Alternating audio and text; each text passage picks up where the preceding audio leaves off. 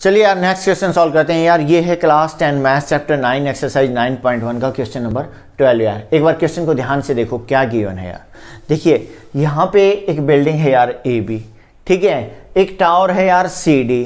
इस बिल्डिंग के टॉप से टावर के टॉप का जो एंगल ऑफ एलिवेशन दिया हुआ है वो है 60 डिग्री, ठीक है। इस बिल्डिंग के टॉप से इस टावर का जो बॉटम है उसका एंगल ऑफ डिप्रेशन दिया हुआ है 45 डिग्री। बिल्डिंग की हाइट है भाई 7 मीटर और टावर की हाइट आपको निकालने के लिए कहा गया है। तो इसी फिगर को यहाँ पे रीड्रॉ किया गया है। देखो ये बिल्डिंग है ना AB आपकी, वहां पे भी देख सकते हो, और CD आपका टावर है, वहां से देखो यार। अब क्योंकि एंगल ऑफ एलिवेशन देखो A पॉइंट से मतलब बिल्डिंग के टॉप से टावर के टॉप का एंगल ऑफ एलिवेशन 60 डिग्री है, और एंगल ऑफ एलिवेशन कभी भी हवा में नहीं बन सकता, किसी हाइट पे नहीं बन सकता। उसको बनाने के लिए आपको बेस की ज़रूरत होती है या बेस के पैरेलल एक लाइन ड्रॉ करने की ज़रूरत होती है। जैसे बेस मतलब ग्राउंड, ठीक है, ग्राउंड तो मेरा BC है यार, ठीक है। अब ये एक हाइट पे है तो ग्राउंड के पैरेलल आपको इस पॉइंट से पास होती हुई एक लाइन ड्रॉ करनी पड़ेगी, तभी जाके आपका एंगल ऑफ एलिवेशन या एंगल ऑफ डिप्रेशन बन सकता है एक हाइट के ऊपर। तो इसके पैरेलल आपने एक लाइन ड्रॉ कर दी, ठीक है, तो आपका एंगल ऑफ एलिवेशन 60 डिग्री यहाँ पे बन गया, और इसी के कॉरस्पॉन्डिंग एंगल ऑफ डिप्रेशन नीचे की तरफ भी आपका बन गया बिल्डिंग के टॉप से टावर की बॉटम का, ठीक है। अब यहां पे आपकी जो ABCE जो है एक रेक्टेंगल बन जाती है। अगर रेक्टेंगल बन गई तो ये साइड की लेंथ इसके इक्वल होगी और इस साइड की लेंथ इसके इक्वल होगी। तो यही चीज यहां पे भी लिखी है भाई, AE equal to BC, AE equal to BC यार, ये रहा AB equal to C equal to 7 metre. ये इंफॉर्मेशन यहां पे भी लिखी हुई है। अब आपको इस क्वेश्चन में निकालनी है हाइट ऑफ ए टावर। देखो ये चीजें यहां पे लिखी हुई हैं भाई। गिवन में AB इजिकल टू 7 मीटर, बिल्कुल सही है यार, 7 मीटर गिवन है। DAE 60 डिग्री, DAE ये रहा यार 60 डिग्री, ठीक है।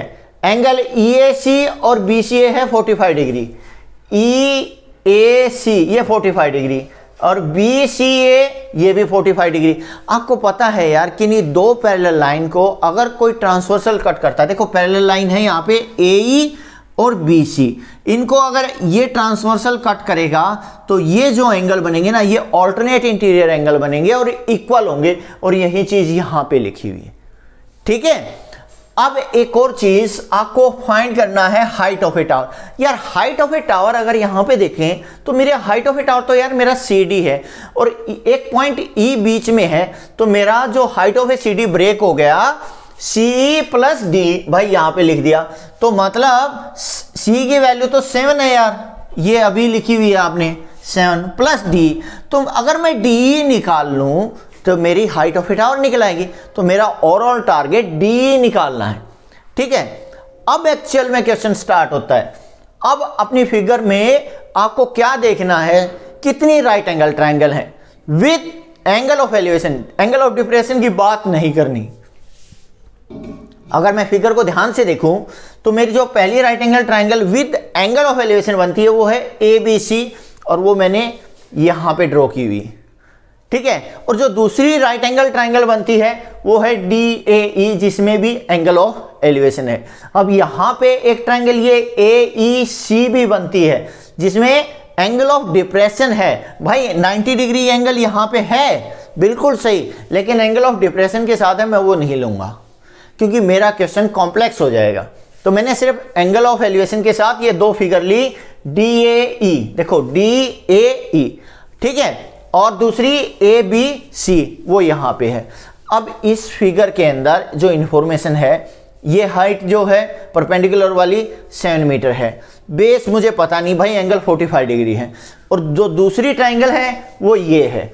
अब इन दोनों में कॉमन क्या है यार, देखो तभी पता चलेगा। सबसे पहले तो सिंप्लीफाई कौन सी करनी है, पहले भाई इंफॉर्मेशन किसके पास ज्यादा है, भाई इसके पास ज्यादा है, इसमें ये पता है, ये पता है, इसमें सिर्फ एंगल पता है, भाई ये आपको निकालना है, ठीक है ना, D आपको निकालना है। तो अब आप यहां पे देखिए, अगर ये सिंप्लीफाई करनी है, सिंप्लीफाई करते वक्त स्टार्ट कैसे करना, क्या निकालना है, अब वो पता चलेगा कि क्या दोनों फिगर में कुछ कॉमन है।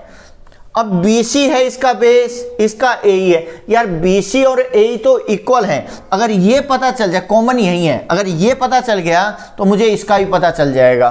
तो मतलब मैं एक बार BC मुझे निकालना है, ठीक है। तो यहां से मुझे हिंट मिल गया BC निकालना है।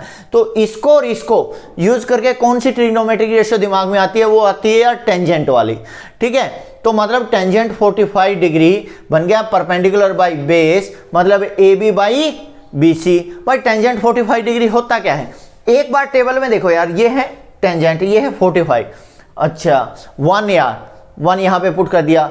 भाई परपेंडिकुलर की वैल्यू थी 7, BC मेरा यार ऐसा, क्योंकि ये निकालना है, ठीक है ना।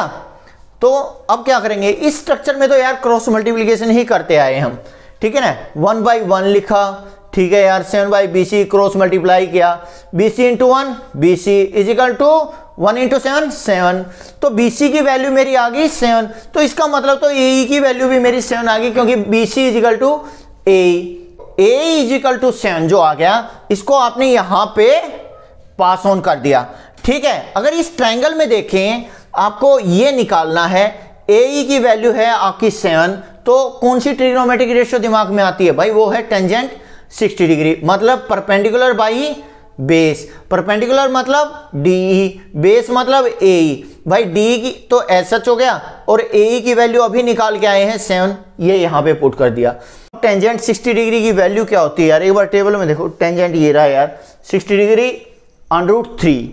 अब √3 यहां पे पुट कर दिया, इजिकल टू DE बाई 7 हो गया ये। तो अब ऐसा स्ट्रक्चर आता है, तो अभी करके आए यार क्या, क्रॉस मल्टीप्लिकेशन। भाई √3 बाई 1 लिख के क्रॉस मल्टीप्लाई कर दिया, तो DE की वैल्यू आ गई 7√3। अब यही DE की वैल्यू, क्योंकि आपको हाइट ऑफ ए टावर निकालना था, यहां पे पुट करनी है, क्योंकि हाइट ऑफ ए टावर आपको दिया हुआ है CD का मतलब ये 7 प्लस DE, DE के प्लेस पे आपने क्या पुट कर दिया, 7√3।